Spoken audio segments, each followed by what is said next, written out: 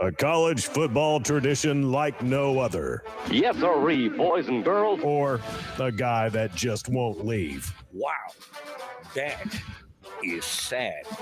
The Dave Hooker Show. YouTube, Apple, Spotify, and the free Off the Hook Sports app. A presentation of Off the Hook Sports. Back to Dave Hooker.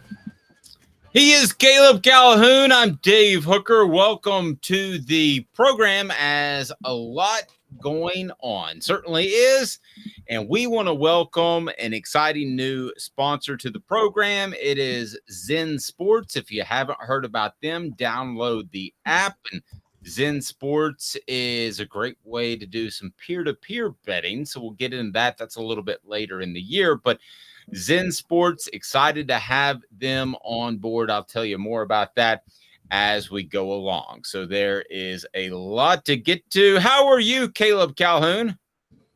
I'm doing well. I am doing very well. I'm doing a lot better than politicians in the SEC today. I'm sorry. Yes, and never the two should meet, but they do. And they're going to. We discussed that a little bit yesterday. We always leave it up to Caleb Calhoun to do our politics report. Do you want to do a politics report on what happened recently with Donald Trump, or do you want to do a hard pass on that? I'd prefer you do a hard pass. Oh, I'm absolutely going to do a hard pass. But I encourage people, if you want humor that's bipartisan, follow 3-Year Letterman on Twitter. I'm just going to give him a shout out. He is the funniest guy on Twitter. He makes fake statements that people think are serious, and then everybody debates him on it. It's like really hilarious.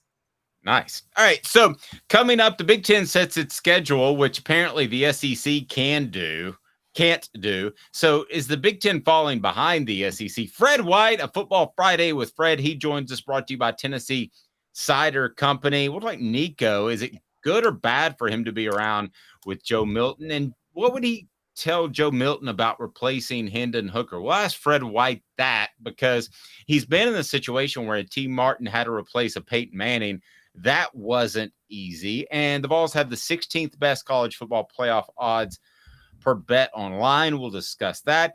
And I had a conversation with a Georgia high school football coach that gave me some insight as to Josh Heupel and a possible comparison with an all-time great. We use Steve Spurrier a lot, but I tend to think Josh Heupel is the best possible mixture of old school and new school. So I'll tell you why. First of all, though, it is 4 downs and maybe a little bit of politics, but not really. 4 downs brought to you by Andy Mason, AndyMasonRealEstate.com.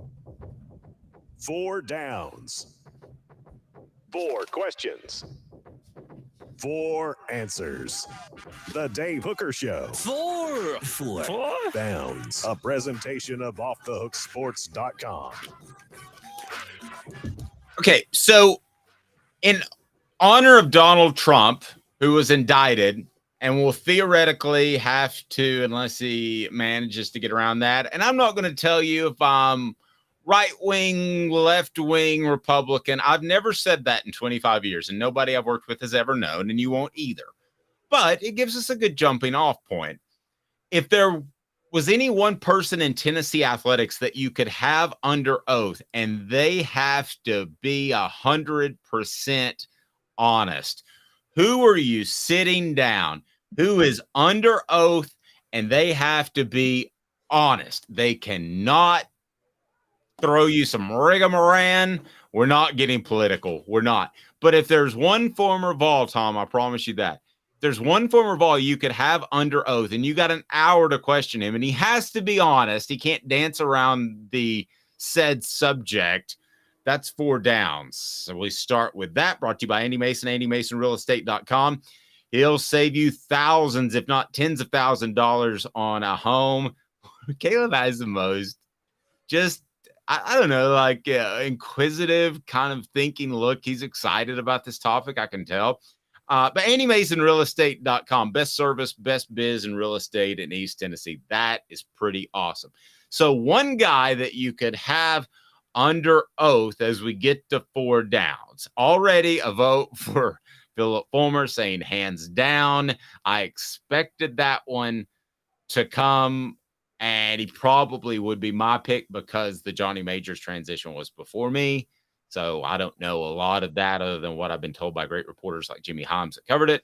But one person sitting down under oath, you get the inside skinny. They can be a player or a coach, an administrator. That's right. Oh, good point by Smoky Mountain Red. Fulmer could address T. Martin. He could address the Pruitt questions. He could also address the Johnny Majors, ouster. That's a tough one to top. All right, Caleb, who's your one guy that you sit down and he has to sit there for 5 hours and answer Caleb questions, and they have to be 100% honest? I hate to do this. I hate to be like everybody else, but it's got to be Fulmer, right? Like it's me. It's Fulmer for me. I know. I wanted to be different. It filled up the message board, but I forgot about the T. Martin thing. For those that don't know, is highly alleged that T. Martin did take cash as a prospect. The debate was whether or not he was a prospect because it was between his sophomore and junior year, and it was a Tennessee booster. Of course, they gave him money to come to Tennessee. But see, it's not just that. See, what I'd want to ask him. You want to ask him about the Johnny Majors saga. There's so many scandals involved with, not scandals, but like dramatic things that happened in Tennessee while he was there. Like what I want to ask him is, because it was rehashed in 2016, I want to ask him what he knows about the lawsuit that the trainer filed against Tennessee, because Fulmer was named in it at one point. I have one better. It's Peyton Manning. I want to know exactly what happened with the trainer incident, because we've heard anywhere from a mooning to physical sexual assault contact. I would like, and unfortunately, I've talked to Jamie Whited. She called me all the time to try to get me to pub her side of the story. And she's a little crazy, but I would like to know Peyton Manning's side of the story. I know his side of the story. I'd like to know the absolute truth. So that would be mine above Fulmer. You beat me on that. You could also ask him, was he glad at heart that Tennessee won the 98 national title, or was he upset because it was the year after he left? That's when I'd want to ask Peyton. That's pretty good too. Is there a little part of him that is like, Dad, blame it, they won it without me? Yeah. All right. So coming up on the YouTube channel today, it'll be Cooper Mays, but Cooper Mays gets us all set for 4 downs right now. Cooper, what down is it, sir? Coop here. First down. Thank you. We appreciate that, Coop. All right, so first down, the question you would ask out of the Fulmer era if Philip Fulmer's sitting on the witness stand. The one question. It is the Johnny Majors saga. Did you purposefully? Well, I believe that is true.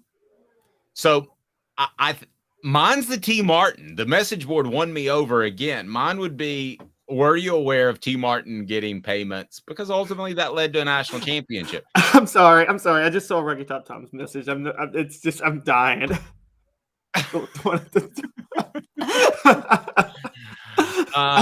Yeah. Rocky Top says he'd be over the moon for Tennessee to win one, referring to the mooning incident. So one question during the Philip Fulmer era, what would you ask Philip? Okay, I'm going to ask him this.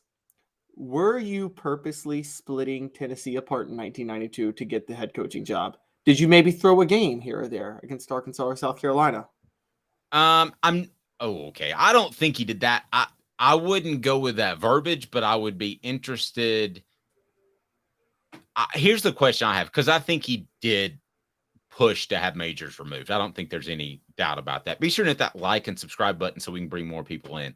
The question that I think's interesting is, would you have left Tennessee had you not got the job? Because he flirted with a lot of NFL teams as an offensive line coach. I don't think that he really was ever going to leave, but if he would have gotten passed over, much like John Chavis, when John Chavis didn't get a head coaching job, he realized it wasn't going to happen. Does Philip Fulmer go to a smaller school? Does he, he coached 1 year at Vanderbilt. Does he get hired by Vanderbilt? This is how much things could change with one decision about Johnny Majors. Does he go somewhere else? Quite possible. Second down, Cooper Mays. Cooper Mays here. Second down. All right, so if you'll notice, Cooper begins to give himself more credit as he goes. So the Kiffin year/era. The most cocaine-filled year ever. One question that you could ask Lane Kiffin, and he would have to answer it under oath. That's second down. How many women did you sleep with when you were head coach at Tennessee? I can't argue with that. Third down, Cooper Mays. I mean, I know the rest of the stuff. So who was the hottest? Who was the hottest one? Yes. Were there any pseudo celebrities in the group? All right. Third down. Tennessee center Cooper Mays here. Third down. That's right, Coop. Thank you. Nice snap. Butch Jones. What's the one question you would ask him? Did you force Chris Weather to play when you knew he had a concussion? Okay, that's way too easy. I'm going with, when did you realize you were a sociopath? And he has to answer it. So I may need a psychologist there to work us through it. But I think if he had to answer in reality, he would say probably around the age of 14 when I was dissecting roadkill like Jeffrey Dahmer. I would say, I would actually do one better. I would be like, hey, you're on the stand, Butch, you have to count to 14 for me. Because, when he went for the extra point instead of went for 2 against Florida, because he didn't know the difference between 13 and 14 points. Yes. All right, Cooper, it's a possession down. By the way, when Cooper and I were doing these drops, I told him, I said, possession down, fourth down. He goes, what's a possession down? Am I the only one that's heard that term? Have you heard that term, Caleb? Yes, but I didn't actually know what it meant, funny enough. So yeah, it's if you lose that down, you lose possession. So fourth down. Anyway.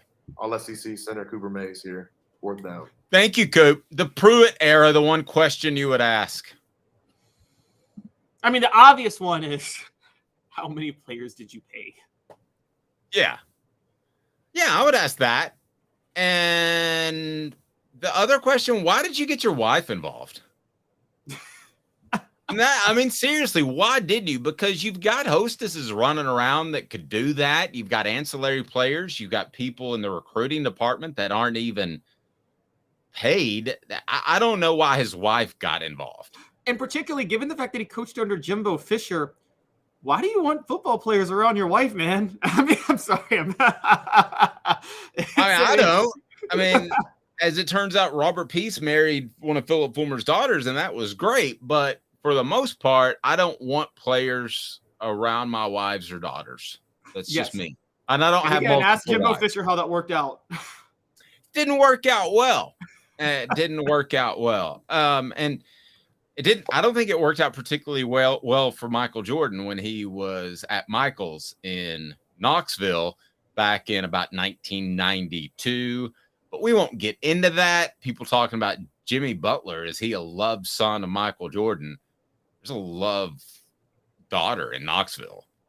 I'll be the first to tell you that, but that's an absolute fact. Coop, what do people need to do? Cooper Mays here. Hit like and subscribe. Well, absolutely do that. And it's time for What the H? And it's brought to you by Kraft Treats. Why does the Big Ten suddenly seem more competent than the SEC? Hit that like and subscribe button. What the? What was he thinking? Release the hounds. The Dave Hooker Show. Keep cool. A presentation of OffTheHookSports.com. The Big Ten sets its scheduling model immediately, and I thought, I wonder if the same thing is going through Caleb's head as my head when I saw this news break. They're able to keep all of their important rivalries, a 9-game schedule model, and it was up and done. I think the Big Ten is pretty stupid for going out and get Southern California and UCLA, but they did it. They were aggressive. They did it competently. Nobody knew about it until it was happening. And they got what Caleb thinks is a better TV deal. I'm a little bit going back and forth. I want to see where the SEC ends up. So what the H? Why does the Big Ten seem like the better run conference all of a sudden, just in the past year, but particularly the past few weeks where the SEC was stumbling all over sand at SEC spring meetings? I think what happened, and this is the honest truth, because remember this, during COVID, after COVID, we all thought the SEC was the best run because Greg Sankey to his credit, did a masterful job making sure the SEC had a football season during COVID. Yes, there were games canceled, players had to sit out, fans were limited in the stadiums, but Greg Sankey got through a full season. No other conference did that. I give him a ton of credit for that. Then I think what happened is Texas and Oklahoma reached out to the SEC to join them. Greg Sankey was called flat-footed, but you accept them if you can get them into your conference. So we did. Whereas when the Big Ten decided to expand, they planned to expand. They put together a plan to expand before they reached out to USC and UCLA. They were like, we're going to go get them. Then we're going to go negotiate our TV deals. And then we're going to figure out the rivalries. They had all that set in stone before they ever tried to expand.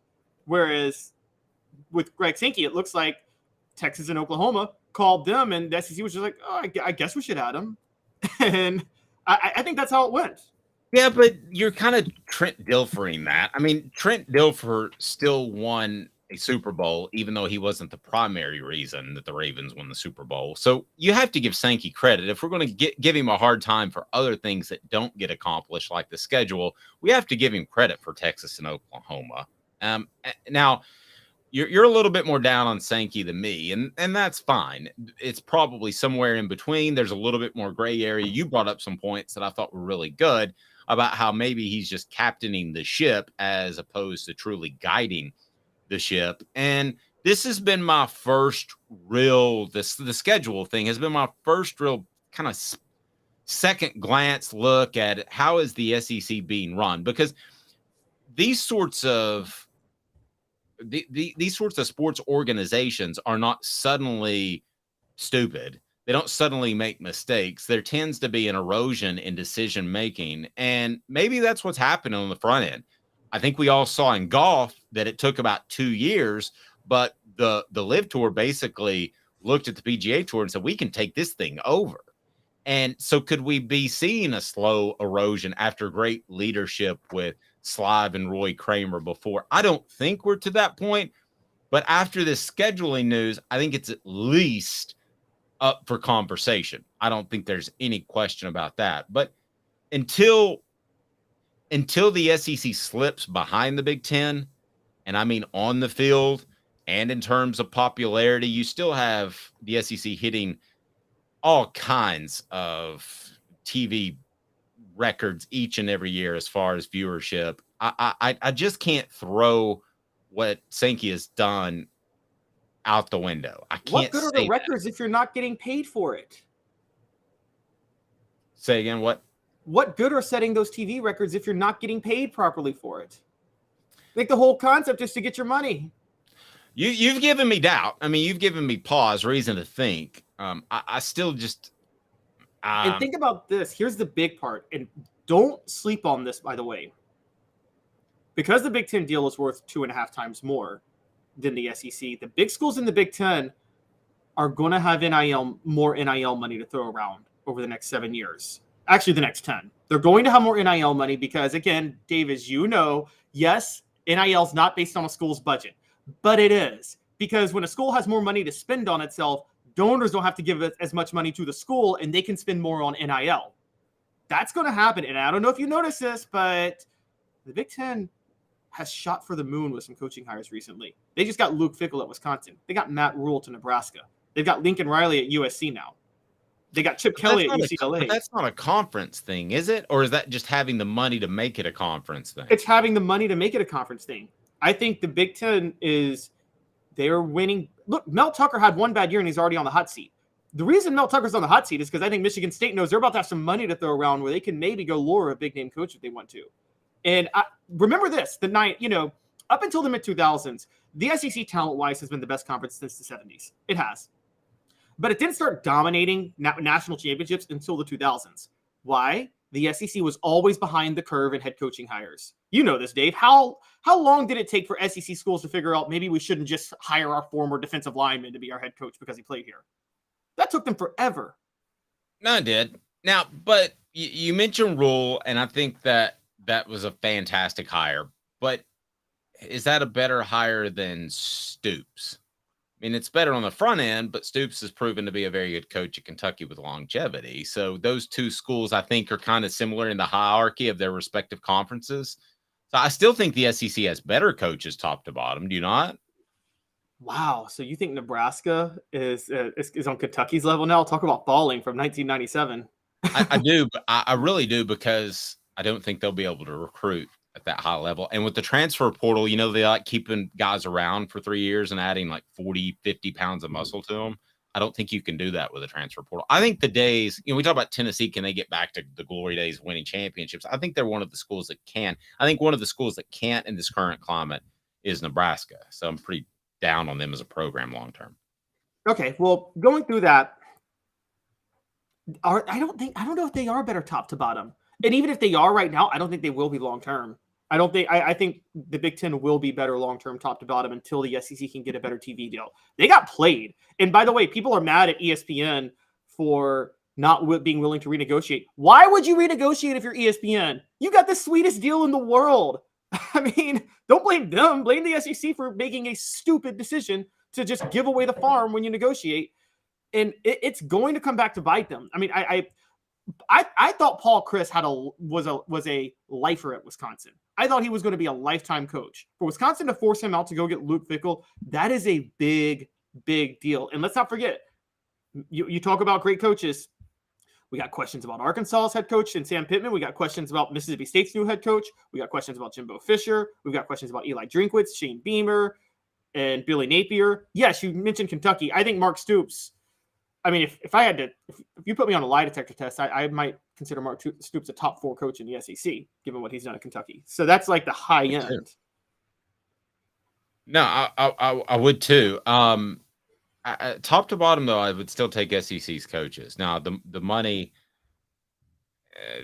could change things, but the other question, as far as when we talk about coaches, that somebody had a great point about is a couple of those guys. If you could ask them in the Big Ten, going back to Urban Meyer and Joe Paterno for our Donald Trump question, wouldn't you like to have them sit down and have to answer serious questions? Well, Joe Paterno, was lucky he passed away when he did, because otherwise he would have had to answer some serious questions. Lucky? I've never heard that term. You're lucky you passed away when you did. Otherwise, he would have been indicted and he would have had to testify under oath, because there was the free report that came out that next summer. Well, I agree. I just don't think a lot of people say, boy, that lucky's a weird term to use, Caleb, to say, oh, we love grandma. Lucky she passed away when she did. Fred White coming up next. not blessed in a better place, nothing like that. She's just dad blame lucky she cried. I'm not sure Joe Paterno is in a better place. So, youch. Judgment Friday. 2 minutes. How about my guy Fred White, a Football Friday with Fred? I'm going to ask him a couple of things. One, EA Sports is trying to put together this college football game again, and the players are saying heck no to $500. I want to ask him about that, if that's enough for a name, image, and likeness on a video game, because I personally want the video game, period. And then also, he's been through a transition of Peyton Manning to T. Martin. What would he tell Joe Milton about the transition? And does the fact that some guy named Nico presence help or hurt Joe Milton? 2 minutes. Fred White, Off the Hook Sports. And Craving Wings South North Shore location, where we've heard people say that you can get the best wings in East Tennessee. Pero ¿quién es este? El número 87, Jacob Warren. I'll just do 6 on my sauce 87, please. Imposible, señorita. Dale 6 más. Look at these wings. Perfectas, deliciosas, fantásticas. Man, I don't know what you're saying, but it sounds awesome. How do you say fresh, never frozen in Spanish? Frescas, nunca congeladas. Make your way to Craving Wings and get you 6 más. But what was funny about Kate is we were a full continuum of care at that time. We had detox, we had inpatient, we had outpatient. So we were doing a lot of the things that we do now. But now we just do them so much better. It's really a simple program, but we're complicated people. I am what I am, and now I got to do something about it. You can take your life back. Call Cadis today. Got cataracts? We can fix that. Never miss another moment. With a little help from Doctors Campbell, Cunningham, Taylor, and Hahn at cctis.com. Do you want to own the more that owns every job? Then get to Vassey Lawn and Garden in Cleveland and get you a Toro. I'm David Vassey, here to talk to you about Toro. With a Toro Zero Turn, you'll get more out of every minute and you'll reach the finish line faster. At Vassey's, we like to say, no matter if you're mowing 3 acres a week or 11 lawns a day, homeowners and business owners alike find confidence in equipment they can trust from top to bottom. Vassey Lawn and Garden, Highway 60 North in Cleveland. Man alive, it's worth the drive. Our family has been creating jewelry since 1986, each piece unique with a story all its own. I'm Rick Terry with Rick Terry Jewelry Designs. I'm a jeweler, and I want to be your jeweler. We're grateful that you chose us to be Knoxville's best jeweler. My family and staff look forward to serving you. So please come see us. Kingston Pike and Campbell Station Road in the heart of Farragut and downtown on Gay Street, right next to the Tennessee Theater. Who's this guy? Hello, wizard. The Dave Hooker Show, Who? a presentation of Off the Hook Sports, What? YouTube, Apple, Spotify, and the free Off the Hook Sports app. Back to Dave Hooker. All right, here we go. We want to bring in Fred White, VFL safety, part of the Celebrate 98 series. His appearance brought to you in part by Tennessee Cider Company. Use the HAT promo code, and you get some free swag, and you can order the cider almost anywhere that you are listening or watching this program, and it is awesome. Fred, happy Friday. How are you, sir? I'm doing good, Dave. How about yourself? I'm well. Football Friday with Fred today brought to you in part by Craft Treats as well. Go to crafttreats.com. If you got a pet that's troubled by arthritis, digestive issues, or even anxiety, they have the CBD derivative chill pills that will help your pet. Also, they have great pet treats across the board. Use the promo code Off the Hook to get 20% off. Pretty good stuff. All right, Fred. So the whole NIL thing started with the usage of name, image, and likeness on video games. It's basically Ed O'Bannon with UCLA started the lawsuit, and that's what got everything going. So now we're trying to. And you and I have played video games before. I think we always played the NFL version, the Madden version. But nevertheless, I would love for the college football version to come back. So here is what they've worked out. Is the players will get roughly $500 per. There's a lot of players. There's 85 scholarship guys. So you have to pay a lot of guys. But when I throw that number at you as a former player, that number $500, what do you think? I mean, it was better than what we got. We got nothing. So, yeah. I mean, here's the thing. We talk about, so Celebrate 98 is something that we do, and it's been going well. And myself and Jermaine Copeland talked about how we had $200 between us to go to spring break. But everybody in the world could play our video game with our likeness on it and image on it, and we couldn't get $1. So, I mean, yeah, $500 would have been great to go to spring break with. Absolutely. Mm-hmm. So 500 is enough. If you had a vote at the table, you'd say that's good? Well, that depends, because here's the thing. You give Peyton Manning $500? Oh. You understand what I'm saying? Yeah. So guys that don't need it are getting it. Is that what you're saying? Yeah, I mean, do you give Peyton Manning $500? It's Peyton Manning. He's up for the Heisman.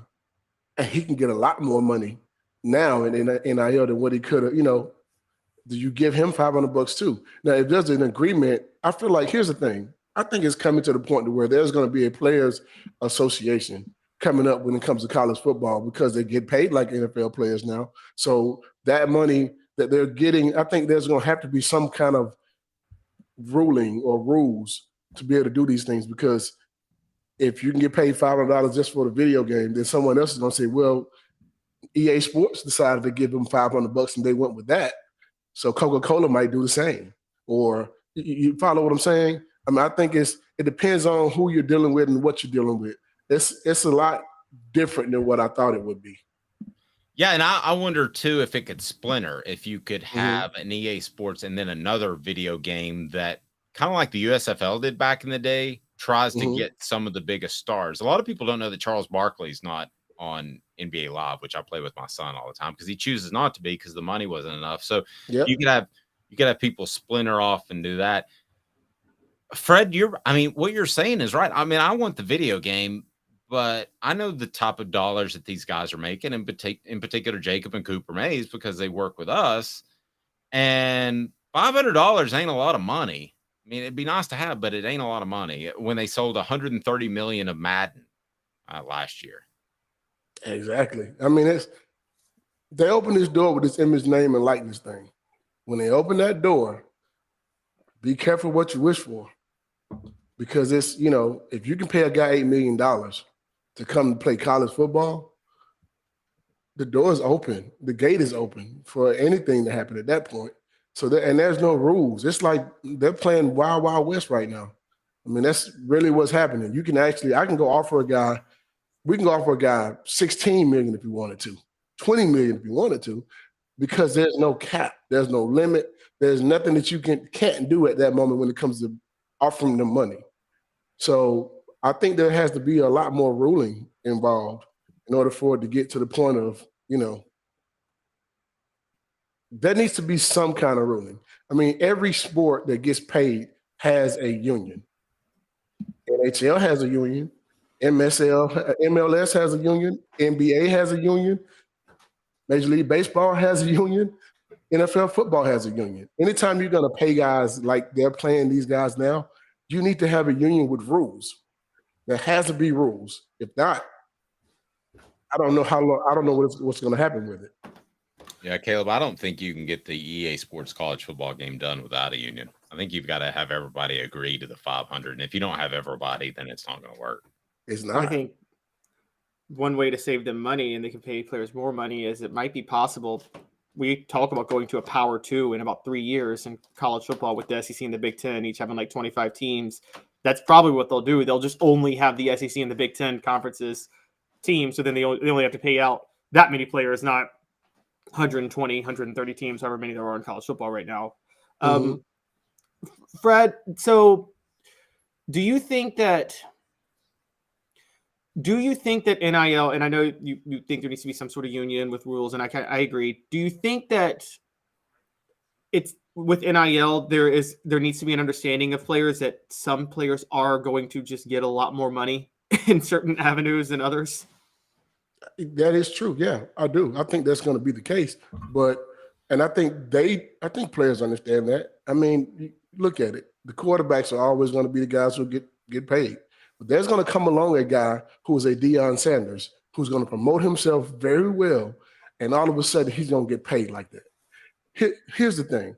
You paying these guys coming from high school. Major League Baseball does it. Hockey does it. Football is coming right behind it, and there's no changing it. I see the thing that says if you want to get paid on the side, I see the comment, if you want to get paid, go to the pros. Hey, they're already in the pros now. The rule has been passed. Now these guys can get paid. So we're either going to have to get with it or not. It's going to happen. It's happening right now in front of us. And in 10 years, it's going to be completely different. Every guy on the team is going to make a lot of money. No, it's what's happening right now. No, I think you're right. And when the NIL came along, was there any resentment? Because I'm going to back Fred on this because, Fred, and if you watch the Celebrate 98 series, and this is both off the record and on the record, those guys didn't take money because they were afraid they would get in trouble. And I thought that everybody got money back in the day, but that's not the case. And I wonder, was there any resentment by some players when the NIL did finally come along that players were going to get paid? Because guys like Fred and a lot of other people are asked to do stuff free all the time. And I think that tenor was set by your time in college football where you couldn't get paid. So was there any resentment by former players? No, I'm happy they get paid. I'm happy they can. Because, okay, I'm from Griffin, Georgia. I couldn't get money to go home. I had to ride a bus. Greyhound bus. It cost me $25, and a lot of times I didn't have $25 to go home, man. I mean, you understand what I'm saying? So that's why I'm on campus at spring break, and I'm the only person there trying to figure out how I'm going to eat. But there's people wearing your jersey with your name on the back. Go figure that's that. Weird. But I don't get $1 from it. I don't get a penny, not even a penny. I mean, if I had gotten $20 from a jersey sale or $10, I'd have took $1. Hell, I took 50 cents. I mean, yeah. Levi asked us, do the NFL players get paid for their NIL in the NFL video game? Well, that's part of the thing, is that's part of the being the union. Yes, and the collective bargaining agreement. So in a way, yes, they get some money, but it's just part of their salary. It's not a separate endorsement type of thing. So let's talk some ball headed up this 2023 season. You have Joe Milton replacing Hendon Hooker. We have seen that happen before at Tennessee, where a quarterback takes Tennessee to kind of another level, and then in steps a guy that is unproven. That happened with Peyton Manning to T. Martin. Do you see any parallels there at all? No. I could go with that. Why not? Peyton Manning was the number 1 player picked in the draft. True. So coming behind that guy has a lot more pressure. He's the number 1 player picked in the draft. Now, I got a lot of respect for Hendon Hooker, but I got to see Hendon Hooker do it at the next level too. We know what Peyton Manning did, you know what I mean? But I look at it from a standpoint, I think you have good quarterbacks have come through here plenty of times. You've had Casey Clausen. You've had Tyler Bray. You had a lot of guys that played really good football at the University of Tennessee. Man, it's next up mentality. So if you see that as pressure, you probably shouldn't be playing quarterback. This is my thought. I mean, everybody doesn't think the same thing, but I look at it from a standpoint of, man, I'm a competitor. I want to go out and do better than what he did. Torrey Noel and Ray Austin were the guys who were in front of me. And Corey Gaines, I promise you, when I got on the football field, I wanted people to forget them. That by playing the way I played. That's my thought process. Everybody don't think like me, but I'm very competitive. When I walk through that room and when I'm walking on the football field, I want you to know I'm the best safety done played on that field. That's my thought process. Now, there's some guys that are better than me. Eric Berry was amazing. So is Dale Carter and also Deion Grant. But I think I can hold my own with anybody. And when those guys left, I was like, it's my time to show what I can do. Plain and simple. Yep.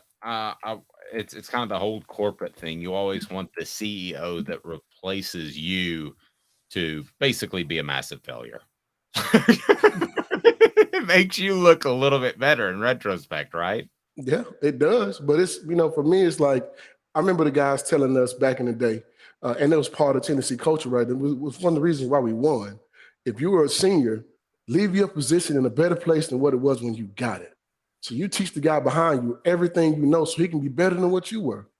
That's the whole thought process of trying to keep the program going in the right direction and also keeping your winning program together. That's part of culture, period. That's your locker room. That's on the football field. You teach those guys the right way to do it so that they can understand, hey, man, this is how you do it, but you add your own to it to make it better. Yep. So, Fred, building off that, would you say that T. Martin, because I had a joke in the first segment, I'm like, I wonder how Peyton Manning feels that they won the national title after they left. But do you think that's do you think that's actually a good representation of Peyton Manning's legacy, that he left the situation for the quarterback situation better than when he found it, even though he wasn't there to win the national title? He left the university in a better place, period.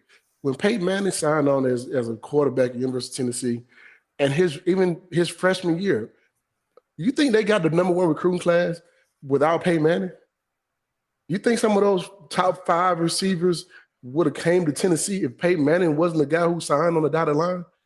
He created a whole windstorm of talent coming to Tennessee. I mean, you listen to Jamal Lewis and I talk to him all the time about this. Jamal Lewis thinking to himself, I'm coming in and Peyton Manning as a quarterback, you can't stack the box. He created a lot of things for University of Tennessee to be better and us to be able to win a national championship. And we also saw perfection from a guy every day in his hard work and leadership. So, yeah, I think he left the university in a way better, not just the position. I'm talking about the university as a whole, because of what he did and coming back to University of Tennessee his junior year to play his senior season. I think that's All of that makes a sense of how we won a national championship. That 1995 team, we talk about the big uglies with Mercedes Hamilton on the night Celebrate 98 thing. We talk about how the offensive line was the leaders of the group. Mm-hmm. You had Bubba Miller, Leslie Ratliff, Jason Lehman, Jeff Smith. All those guys were the leaders on the football team, but they set the tone too. Those are the reasons why we won championships. We won championships because of the culture. We won championships because of those guys giving everything they had and showing you the way. And if they told you, if they gave you any instructions, you just followed them. And I think those are the things that help us win. We didn't win a championship just because we were so great in 98. Man, we learned how to be winners from 95 all the way through 99, you know? True. I think Peyton, and to answer that question, do I think Peyton was how he felt? Man, he was so happy for us. Terry Fair, Marcus Nash, Joey Kent, all those guys were on the sideline when we won a national championship. Yep. No, I didn't know that. That's true. That's true. They were so happy for us. Let me ask you this, Fred. So somebody told me within Tennessee's football program that if Joe Milton was even thinking about slacking, that when Nico showed up on campus, that there was no slacking because it was obvious he was good enough, that Nico was good enough to push somebody. Mm-hmm. How does that sentiment strike you? I mean, that should be your mentality anyway. I mean, that should be your mentality anyway. Hey, man, if you're a senior and you let a freshman come in and take your job, hey, man, that's on you. That means you weren't getting the job done. That means you had that senioritis. You better not have senioritis because all these guys ain't nobody coming in and want to sit no more. Name a player that wants to come in and not play as a freshman. I can't name one. I'll share a story with you about Steve Caldwell, who I love. I thought he was a great guy. But I remember asking him one time shortly after signing day at a spring practice. This is when I learned quickly kind of that freshmen aren't expected to do anything. I said, well, some of these guys that you have at defensive end, do they get motivated by signing the guys you had, which are 4- and 5-star guys? He goes, good gracious, if they need to get motivated by incoming freshmen, we've got a problem, Dave. You got a real problem. You got a real problem. And the other part of that is someone told me this a long time ago when I was getting recruited, and it still holds the same to me today. If you see a football team that has a lot of freshmen starting, or that you can come in and start as a freshman, your team is probably not that good. It's either your team is probably not that good, or you got to be the most exceptional freshman that I've ever seen. I mean, you think about it, from 1995 to 1999, my time at UT, I know one freshman that made an impact. One. His name was Jamal Lewis. He was the only freshman that came in that was ready to play immediately. That's it. And you're talking about a whole lot of guys that played NFL football. Jar Henderson was a 5th player picked in the draft. Albert Hainsworth was a 6th player picked in the draft. They sat the bench. You understand what I'm saying? They sat the bench for a whole season, bro. They weren't ready to play. So I don't put a lot of stock in freshmen. I put a lot of stock in the guys. I mean, you may get a guy every now and then that can come in and do it, but those are generational type players. If you come into the SEC and you can start as a freshman, you better be a dog. You gotta be a dog. That's the only way for you to get on the football field. Yeah. And Drunken Ray Golf, which you can learn more about Drunken Ray Golf on the Mercedes Hamilton Celebrate 98, which is going to drop today. Drunken Ray explaining Golf, so much why so many of you guys didn't commit to Georgia in the 90s. Yes. Drunken Ray Golf, like Jasper Sanks over Jamal Lewis, and may or may not have shown up at Mercedes Hamilton's home to recruit him, heavily intoxicated. But I remember going to Georgia's football camp, and he was the head coach. And I'll never forget myself and Takeo Spikes. And you don't know who Takeo Spikes is, you need to Google him. Oh, I do. I know. I think he's going to be a Hall of Famer. He's going to be a college Hall of Famer coming up, and I think he's going to be a Hall of Famer in the NFL too at some point. Listen, we went to the football camp at Georgia. I never forget, we were the last 2 guys that they interviewed, right? Well, talked to the head coach during the camp. And I never forget this. I'm thinking, I know they're going to offer us. Man, everybody that came out of that room got an offer, with the exception of 3 players. And I couldn't believe it. I remember Takeo walking out of that room, and he was like, They didn't even offer me. So who were the 3 that didn't get offered? Ryan Taylor, he was a number 2 linebacker in the state of Georgia. He went to Auburn. Takil Spikes and myself. We were the only 3 that didn't get an we were the only 3 players that didn't get an offer. Wow. Yeah. Mm-hmm. And 2 years later, you Couldn't guys were playing each other in the SEC championship game. Exactly. I literally couldn't believe it. Was like I remember telling my coach, I was like, they offered me a scholarship, I accepted. I grew up a Georgia football fan. I mean, go figure. You live in the state of Georgia, how you not one, right? Yeah. And I just remember when that happened, the DB coach told my high school coach, well, we just signed 4 players like him the year before.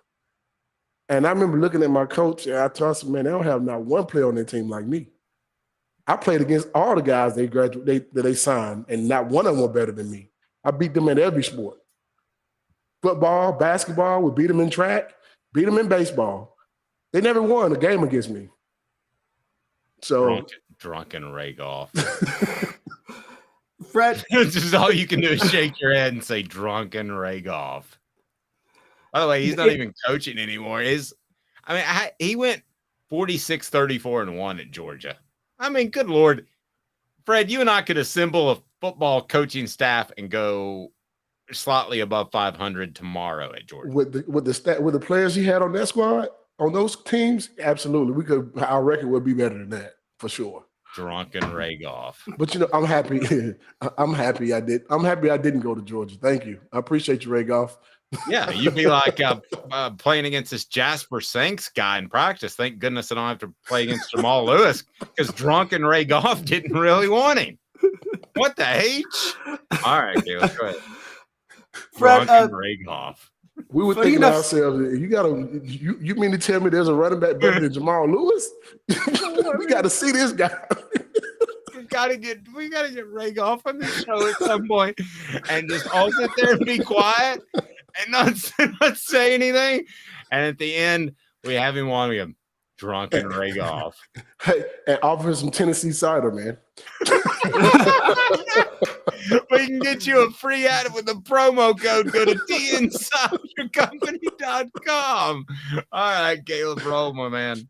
Well, I mean, I will say there's quite a few coaches in the past who liked the sauce and won national championships and were able to do that. Well, Marlon Wallace would have been a Vol instead of a Georgia Bulldog had a certain coach not thought it be best to GEAUX go to his home with a few pops in him. Do we know who I'm talking about, Fred? What I say, guys? Yeah. I know who that is. Okay, I'm just leaving that right there. And his grandmother said, "You get the H out of my house." And then Marlon Wallace went from a Tennessee lean to a Georgia commit in a matter of like 4 days. Wow. Sorry. Go ahead, Kevin. Wow. Fred, thinking of recruiting and all of this, on a little more serious note, because we were talking about playing time and things like this, what does it say to you about players who do you want recruits? Is it a red flag if they commit elsewhere because they're worried about playing time? And the example I give is, Peyton Manning committed to Tennessee knowing he'd have to compete with Brandon Stewart. Eric Ainge and Brent Schaefer committed knowing they'd have to compete with each other. But the same year Ainge and Schaefer committed, Brian Brom would have committed to Tennessee, but decided to go to Louisville because I don't think he wanted to compete with them for playing time. Is that a red flag when a quarterback or anybody commits elsewhere because they're scared of competing? No, I don't know if it's scared of competing. If somebody already has 2 quarterbacks on there coming in that class, I don't think I would be the third one. I mean, I'd find a way to go somewhere where they're having just one other quarterback. But as a football team, you want to have multiple quarterbacks. Absolutely.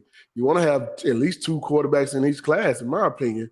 But if I'm a player now, for instance, when I was coming out, I knew everyone's roster.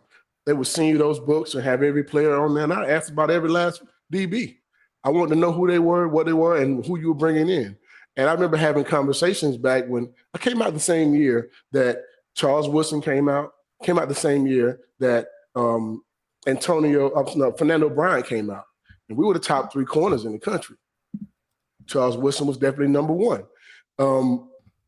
I wasn't going to go to Michigan when they had 2 of the top 5 corners in the country coming out, when I can go to the SEC team and say, okay, Tennessee's how many DBs they're signing? They only signed 2, myself and Al Wilson. That was it. So you look at Alabama, they signed 4 DBs. Auburn signed 4 DBs. Florida State signed 5 DBs. I mean, go figure. This is a process of elimination. Yeah. You know who wouldn't take Charles Woodson? Drunken Ray Goff. You can keep stepping in the Big Ten because we're good on DBs. We've turned down all the good ones. Hell, we'll turn you down too. Yeah. Question: Who was a worse coach, Ray Goff or Mike DeBose? Drunken Ray Goff or sober Ray Goff? Ray Goff or Mike? I mean, they're very close. Drunken Ray Goff's 1B. And sober Ray Goff's a slightly 1A. The other thing I wanted to get to, so, and this is way off topic, but we're talking quarterbacks and Drunken Ray Goff. And Chris Sims said something that has popped into my head way back in his recruitment. So he's considering Tennessee, committed to Tennessee at one time in 1999. And so this Celebrate 98 series, I've learned so much about the unity. And we had Jeff Hall on. We're going to drop that one this weekend. Jeff Hall, in case you didn't know, it is a Caucasian man. And then a lot of players that were on Tennessee's team were not Caucasian men. But I remember Chris Sims saying at the time, he said part of the reason, this is after he was at Texas, and he said part of the reason I didn't go to Tennessee is because I felt like they were racially divided. And he was going through the recruiting process when this was Chris Sims. I'm going back a long time, but when he was asked after being at the University of Texas, he said all the white guys sat together and all the black guys sat together. Tennessee? Yes, he was referring to Tennessee, which is the most absurd thing I've ever heard. Which UT? You sure he was talking about this UT instead of that UT? Well, he ended up at Texas, so I mean, if he's racist, then maybe he was drinking with Ray Goff and thought the wrong UT. Ray Goff on the Copper Cellar on the Strip. Well, I mean, that's the thing. That was still the most bizarre comment in the history of man, is you guys were so close. They still are. Yeah, that's the craziest part. Still are. I don't know what the entire team hung out together. You saw Spencer Riley at the cookouts too. Yeah. You saw Spencer Riley. He was as wide as they come. And then I did love the fact. So let's tease the Celebrate 98 series. So Fred can call whoever he wants. He can call T. Martin, who's at Baltimore. We're gonna have Al Wilson on. We're gonna have all these guys on. And he specifically wanted Jeff Hall as a kicker, who Caleb reminded me was a captain for that team, which for a kicker is extraordinarily rare. And then during the discussion, and we'll drop that this weekend, Jeff talked about how he ran 110s with you. Mm-hmm. Man, I didn't know it. Jeff Hall was not your average kicker, Fred, and that's why you wanted him on the series, which is awesome. Well, I want him on the series because he's my teammate and he's my brother. And this Celebrate 98, he's part of that team. And he's a clutch, key part of that team. Without his kick against Syracuse, we don't win the game. You know, we don't win the national championship without that. That starts the season off. He kicks the field goal against Florida that puts us, up in overtime to win that game. I think those are things that, he's a legend in my book because he was our kicker. And how many times do you vote a kicker to be a captain? Well, that's my point. You understand what I'm saying? How many times do you vote a kicker to be a captain? Yeah, 25 years from now, if I'm doing let's do 22, Chase McGrath is not going to be on the group of guys, the list that I'm going to interview. Sorry. I understand. I mean, but Jeff he had a personality. He was our teammate, and he was one of us. He was. Yeah. And one of us. I love that he said, I got around the offensive linemen and I realized I wanted them to be my friends. That's probably your first good move. Well, because for one, they got to block for you. Somebody blocks your kick. Yep. And they got to know that you're willing to go in and put in the work and do the same thing they're doing because they're out there grinding it every day and every play of each game, trying to, get extra yards and get yards. And all they want you to do is kick the ball between the uprights. Yep. I didn't get a chance to tell you this, but Jeff ran the 110s. For those that don't know, you run 110 yards, and then you've got how long of a break in between? 30 seconds. 30 seconds. You run 110s again, 110. So you run 10 110s is how the drill usually works. Jeff texted me last night and said he was actually faster than you. If you believe that, I got some oceanfront land for you in Idaho. And in Lithonia. But he was probably the most athletic kicker in modern day Tennessee football history. I mean, Jeff was an athlete, man. He worked out hard. I mean, we didn't expect for him to work out like he did, but he did. I mean, so what you're saying is that was impressive. What you're saying is if he's out on the strip by himself and a regular fan starts a fight with him, he could win the fight. If a regular fan started a fight with Jeff Hall, they better hope nobody else on the team sees it. Yeah, I'd be more worried about the second wave coming. Led by Fred White is what I would be. They better hope nobody on the team sees it. You touch Jeff Hall, you want to. It's not going to go well for that dude. All right, Fred, if people need insurance in the Georgia area, you're going to expand to Tennessee pretty soon. But if people need insurance, how do they get in touch with you? Because they'll be in good hands. Well, you can give us a phone call at 770-381-0367. You can also look us up on every social media platform there is: Twitter, Facebook, Instagram. Just search for Fred White Allstate, and we're there. Google us. We're there as well. You can actually do your own quotes online without even talking to us. We're willing to help you do anything we can help with. Educate, give you answers on things you may not know, even if you don't go with us. Our whole goal is to make sure that you're educated when you leave our office or when you leave from talking to us. We want to be able to help, and definitely you'll be in good hands. Just like Benson Scott had good hands for holding that ball for Jeff Hall. I saw that over there. That's my buddy too. That's true. He has a son that plays some baseball that he's going to be really good. Jeff or Benson or both? Benson, both. Jeff's kid is a little younger, but Benson's son is going to be, I think he's a UT commit. Mm-hmm.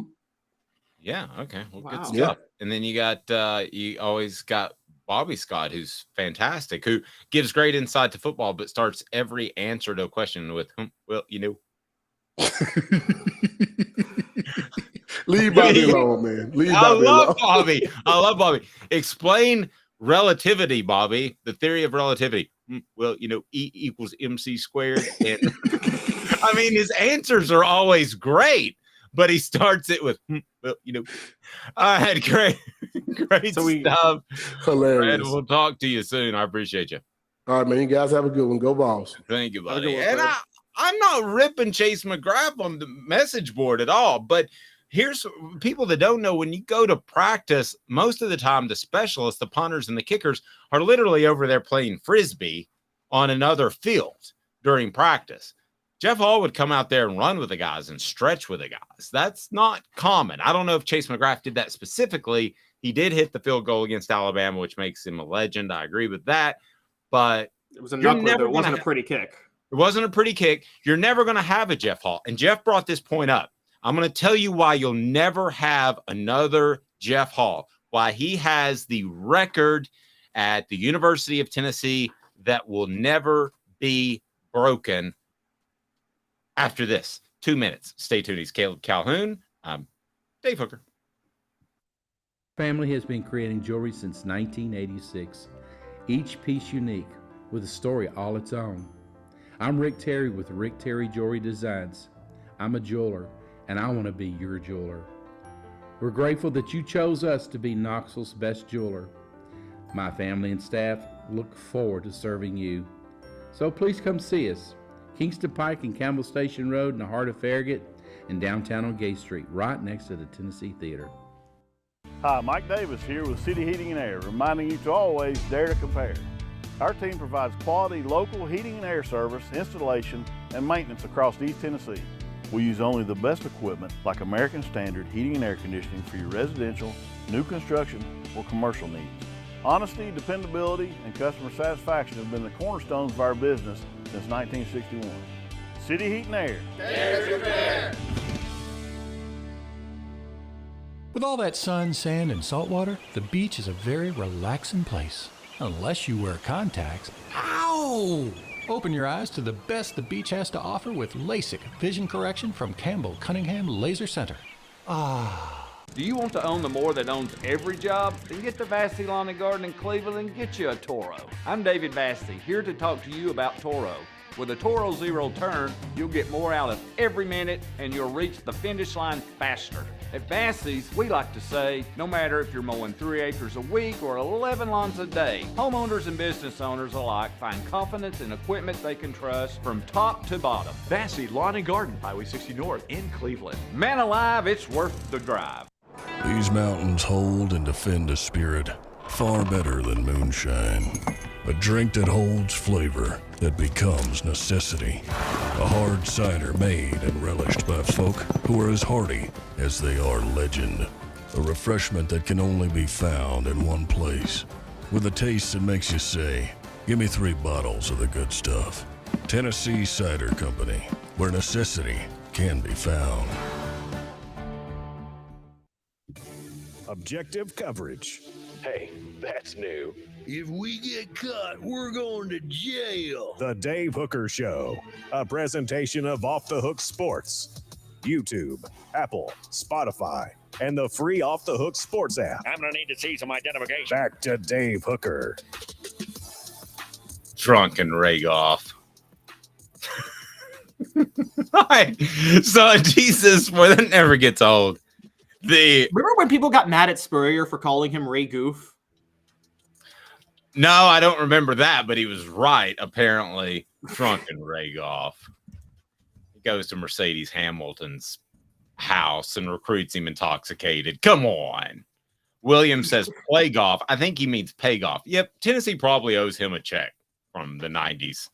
Passing on Jamal Lewis for Jasper Sanks. And I remember him trying to shove that down everybody's throat, the poor Georgia fans. and they would say, no, Jasper Sanks really is really, really good. He ain't Jamal Lewis. I mean, again, Caleb, I think talent evaluation is tougher than you think it is. We've discussed this before, but you and I could tell the difference between Jasper Sanks and Jamal Lewis, couldn't we? Well, yes. And to be fair, I think talent evaluation is easy with 5-star guys. I think it's not. I think most of the time you can tell if the guy. But yes. I don't even remember Jasper Sanks. That's what we're talking about. Okay, yeah, so, he was like pretty good. He was like a Travis Stevens level, but he was not an elite, one of the best running backs of his generation, Jamal Lewis level, or even a Travis Henry level. So that gives you a little bit of context. Hopefully that helps. I forget sometimes that I'm the old man in the room. I'm not used to that. Smoky Mountain Red says you might stop by the Sevierville Cider location today. If you order online, use the promo code HAT. You can get some free swag with any order. You can order ciders in like 42 states. Phenomenal. Tennessee Cider Company. Portions of the program brought to you by City Heating and Air Conditioning. That Jeff Hall stat that Caleb's pulling up. City Heating and Air Conditioning. Integrity matters. CityHeatandAir.com. Might not need a whole new unit. Might just need a part. Might just need some coolant. That's City Heating and Air. CityHeatandAir.com. 50 years in service there in East Tennessee. All right, so Jeff Hall, depending on if you want to use bowl games or not, which were added on, sometime in the mid-2000s, I believe, as far as their statistical records, has about 400 points as the all-time leading scorer. That's never going to be broken. Much like Emmitt Smith's career rushing record in the NFL, Jeff Hall's record is never going to be broken. Why? Because in the NIL and transfer portal days, just like Tennessee is doing now with bringing in a place kicker, why waste a scholarship on a high school guy? Why not wait and see if somebody has success at an Indiana or a smaller school? Because more than any other position at kicker, you can simulate and you can project what they would do at your particular school. So I don't think that record, all-time scoring record that Jeff Hall holds is going to be ever broken, because you essentially have to play 4 years, which he did. And I don't think you're going to see that out of a kicker ever again. Yes, and it's 371 is the career scoring record. Just found it. I think when you add in bowl games, he's close to 400. So there's no way that Charles Campbell, who's the Indiana kicker who transferred in, or anybody else, because he just has one season left, is ever going to break that record. I would argue Josh Heupel's going to score 400 touchdowns in a season, so 400 extra points. Right. I would argue that is more unbreakable than Emmitt Smith's record. And nobody's going to give the ball to one running back nearly as much in the NFL. I mean, I agree. That's not Tennessee's most unbreakable record, though. There's a few out there. If you want to go down that path a little bit, I'm up for that. There's a few unbreakable records out there. The non-scored upon team. That's never happening again. Yeah.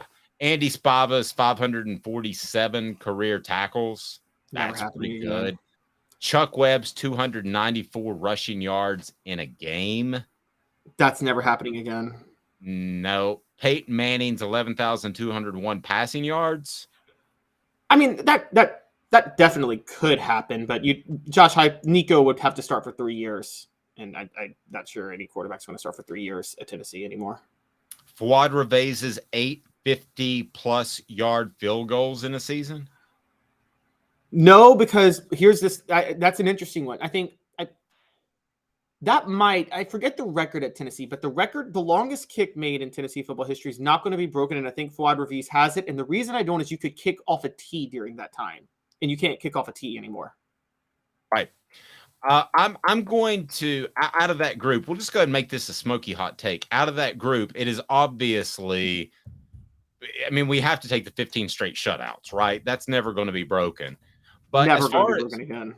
Yeah, I'm not going to say Peyton Manning because of the passing offenses and the way they are now. I'm not going to say Chuck Webb because anything can happen on one particular day. Fuad Revaiz's 850-plus yard field goals, sure, that's a factor. But I'm going to go ahead and say above all of those, other than the consecutive shutout streak, is Jeff Hall. I don't think that his record will ever be broken at Tennessee. When we do celebrate, what about T. Martin's record? Of the consecutive passes completed? Yeah. I think if you wanted to, you could go out and break that record with a bunch of screen passes. And Or what about Joey I Kent? always thought that was the lamest record. Do you remember the South Carolina game where they're throwing little flat passes and like the easiest Yeah, passes? but they were scoring touchdowns all of it. Which there was a touchdown pass he threw over the middle into double coverage. It was crazy he completed that. Right. There was you're right. There was that one pass, but other than that, it was a lot of passes that you and I could have. Well, T. Martin acknowledged that. T. Martin wasn't aware he was breaking the record, and he was like, I didn't understand why Coach Cutcliffe called this screen right here. I had no idea why. And apparently everybody else knew, but he had no idea. And it was an ego thing for Tennessee's coaching staff to be able to say, hey, we don't need Peyton Manning to be able to put together a great passing offense. I thought that was an ego thing. They had established themselves in the run, and they wanted him to get that record because T took a back seat and that they didn't let him do a lot, Caleb. So I thought it was cool he got the record. I do think it's kind of the lamest record in sports. What about Joey Kent's career 2,800 receiving yards? Just because, I mean, you'd have to be a go-to receiver for 3 years nowadays, which you're just not. Well, okay, do this for me. Look up, just for instance, Jalen Hyatt. What did he end up with last year? What did he end up with his career? You know, he did have a question whether or not he was coming back for another year. So Kent's record is what again? 28-14. Which, and you're right, the Jalen Hyatt, he had over 1,200 yards last year in 1769. So if he came back for another year and repeated last year, he would have broken Kent's record. But is a receiver going to come back ever? Like if you're a 1,000-yard receiver. See, I don't think Jalen Hyatt was a very polished receiver. Now I know that infuriates some people, but from talking to scouts, not just my eye, but I don't think he was polished. I think that an argument could have been made to come back, and then the NIL money, if it continues to increase, might make some decisions tougher. We're seeing that in college basketball, Caleb. We just haven't seen it in football yet. True. Reggie White's 15 sacks. I mean, that could be broken, but I just think Reggie White was such a special player. You had like theoretically, I don't think you're ever going to get another Reggie White. So smoky hot take. You got to pick one record other than the consecutive shutout that will not be broken. One record other than the consecutive shutout record that will not be broken.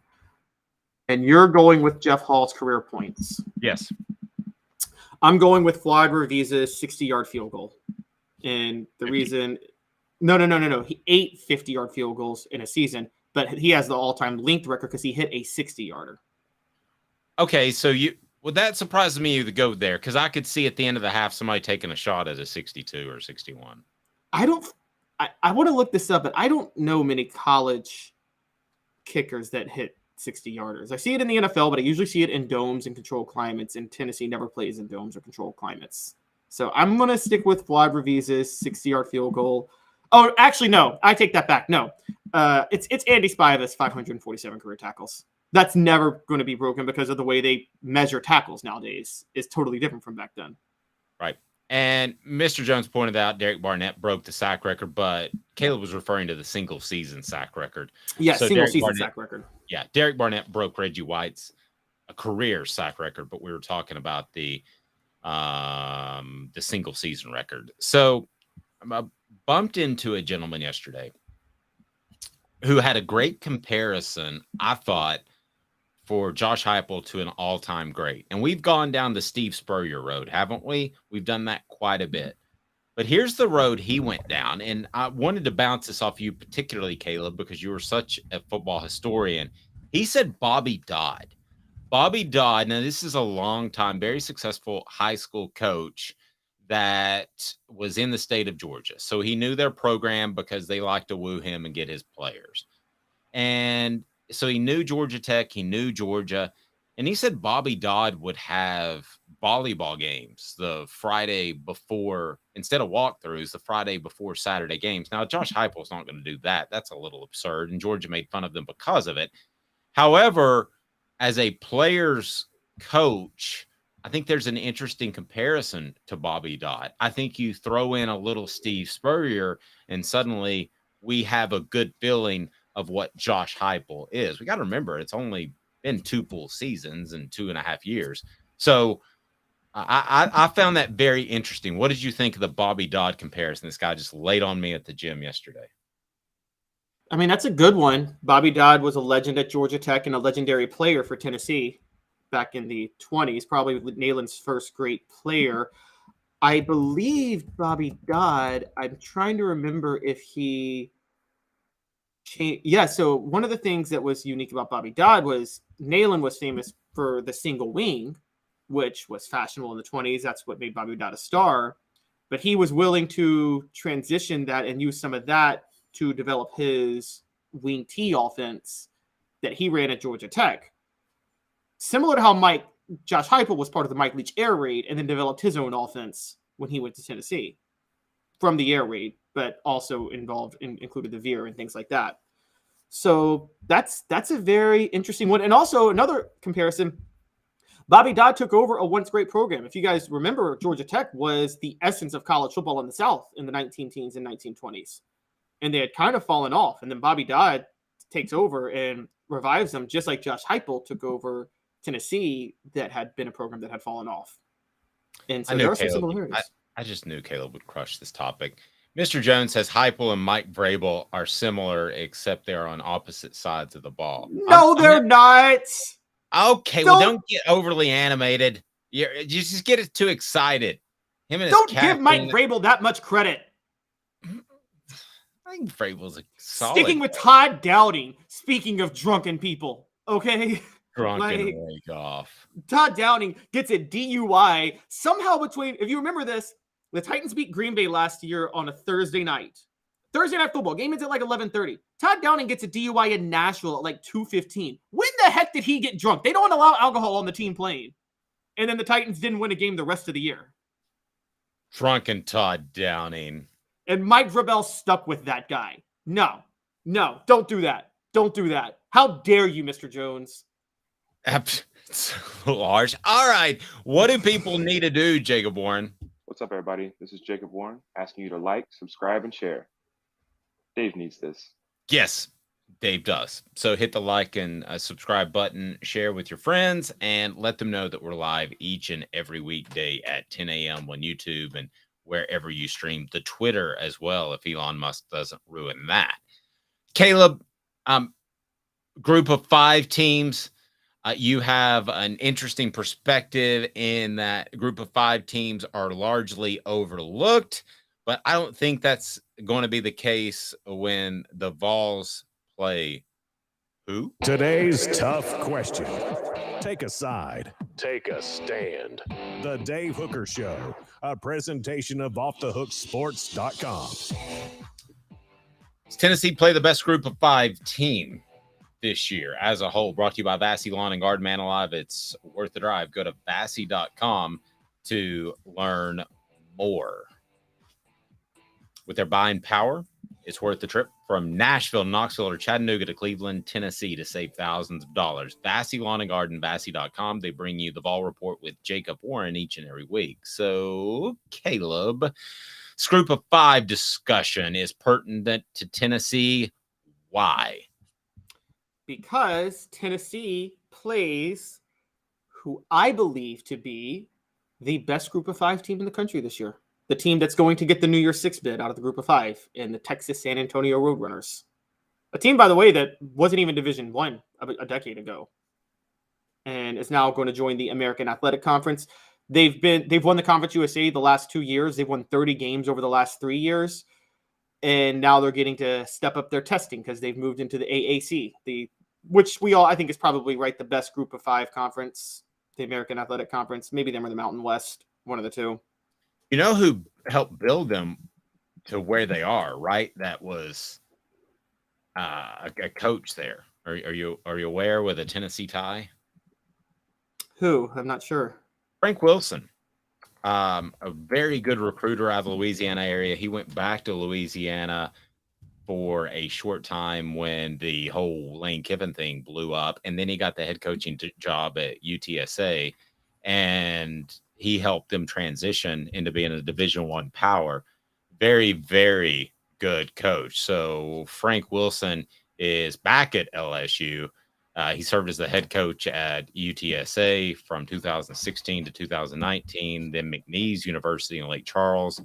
He is as good of a recruiter in Louisiana, not named Ed Orgeron, that has ever walked the face of the earth. He is the type of guy that other recruiters should fear in the Louisiana area. He has done a lot, not just for recruiting, but for altruistic reasons to help inner city youth and impoverished areas in both Baton Rouge and New Orleans. He was actually featured on Primetime. Was it Dateline? That used to be such a big news show, and I don't know what's happened to it now because we get news all the time on 18 different channels. But he was featured on that, and if you got to recruit against Frank Wilson in Louisiana, you're probably losing. Intriguing. Did not know that. Well, he's at McNeese State now at a lower level, so it'll be interesting to see how that goes. I feel like if you're coaching one of the smaller schools in Louisiana, not LSU or anything, but I feel like it's easy to recruit at the lower level. I feel like you just need gas money. Well, You're going to find guy. He's back at LSU. He's the associate head coach and running backs coach at LSU now. Oh, that's right. He was at McNeese State for 2 years. I'm sorry. You're right. He's at. Well, yeah, that's dangerous. And then him recruiting Louisiana with Brian Kelly, the schematic genius. And y'all call me an LSU homer, but this is something to be scared of. But yeah, so Texas San Antonio returns their quarterback. They return a lot of talent. I just think that Tennessee should win. They should win easily, but they can't just cakewalk this game. No. And Travis brings up a good point. You get zero credit for beating them. Zero. I mean, it's one of those where I don't know why you schedule it. You knew Texas San Antonio was a program on the rise. This was back in the it's kind of like back in the day where, Memphis was the one school that Tennessee would schedule a home and home with football-wise because they wanted the recruiting edge in basketball. So it was kind of an agreement there. But most of these schools that can be dangerous, you don't want to schedule them because, right, you get no credit for beating them. And if you lose, it's a really bad look. No, agreed. So we will we'll see what UTSA is able to bring to Neyland Stadium. Like you, I think that Tennessee should win fairly easily. That's got to be an incredible place to recruit to because, goodness gracious, it's like a cleaner New Orleans It's like somebody took one of those cleaning wipes and just did over New Orleans, and that's San Antonio. It's a fun city where you feel safe. There's something. Yeah, but you can't get as drunk all the time, so you know. One of the two of us has tried. He's Caleb Calhoun. I'm Dave Hooker. This has been a presentation of Off the Hook Sports. We will talk to you on Monday. We're live every weekday at 10 a.m. For Caleb Calhoun, I'm Dave Hooker. Stay tuned to offthehooksports.com for great recruiting coverage all weekend. Thanks to Caleb Giroux. Also, hit the like and subscribe button if you haven't now, because we got Jeff Hall dropping. We got Mercedes Hamilton dropping. We are throwing them out there. Celebrate 98, brought to you by Tennessee Cider Company. Have a fantastic day, afternoon, morning, whenever.